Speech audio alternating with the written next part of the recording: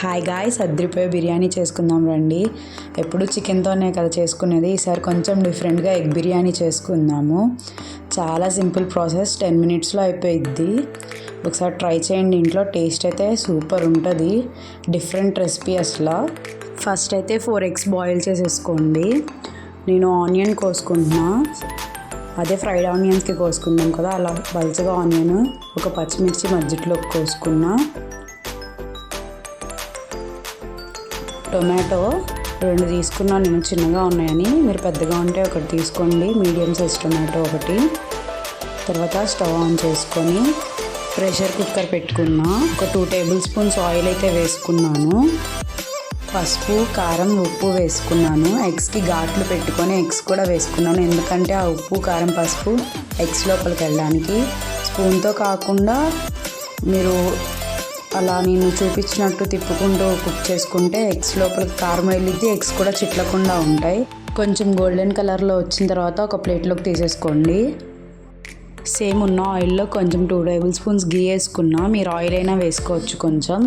దాంట్లో బిర్యానీ మసాలాస్ వేసుకున్నా, అదే చెక్క, లవంగా, యాలుక, ఆకు అలాంటివన్నీ వేసుకున్నాను. తర్వాత పచ్చిమిర్చి, ఆనియన్ వేసుకోవాలి. లైట్ గోల్డిష్ కలర్ వచ్చేంత వరకు కూడా వేయించుకోవాలి.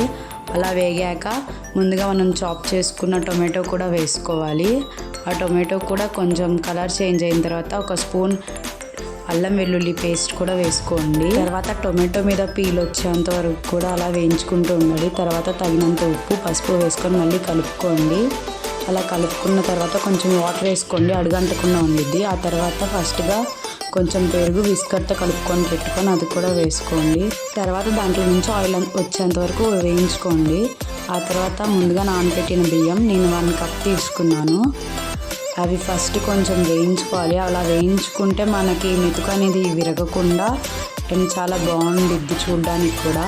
ఆ తర్వాత 1 కప్కి 2 కప్స్ వాటర్ అయితే వేసుకున్నాను, ఎందుకంటే నేను నార్మల్ రైస్ తీసుకున్నాను కాబట్టి. అదే మీరు బాస్మతి అయితే 1.5 కప్ వాటర్ సరిపోతాయి.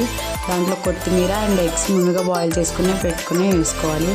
ఆ తర్వాత కుక్కర్ మూత పెట్టి నేనైతే 3 విజిల్స్ పెట్టుకున్నాను, నార్మల్ రైస్ కాబట్టి. బాస్మతి రైస్ అయితే 2 విజిల్స్ చాలు. ఈ లోపల నేను పెరుగు చట్నీ కోసం, అదే రైతా కోసం ఆనియన్స్ అండ్ పచ్చిమిర్చి కోసుకున్నాను. రైతా కలుపుకోవడం చాలా ఈజీ కదా. ఆనియన్స్, పచ్చిమిర్చి పెరుగులో వేసుకొని కొంచెం వాటర్ పోసుకొని కొంచెం సాల్ట్ అనేది వేసుకొని మిక్స్ చేసేసుకున్నాను. ఈ లోపల నా 3 విజిల్స్ అయితే వచ్చేసాయి. ఆ 3 విజిల్స్ వచ్చాక ఒక 20 మినిట్స్ అలా వదిలేసి తర్వాత తీసుకొని చూసుకుంటే చూడండి రైస్ ఎంత బాగుందో. ఒక్కసారి ఇంట్లో ట్రై చేయండి. మీకు తెలుసా, ఫస్ట్ రైస్ అయితే పెట్టుకోకూడదంట ప్లేట్లో, ఎప్పుడైనా సరే కర్రీ పెట్టుకోవాలంట. ఎందుకో తెలిస్తే కామెంట్ చేయండి. Thank you. Follow for more.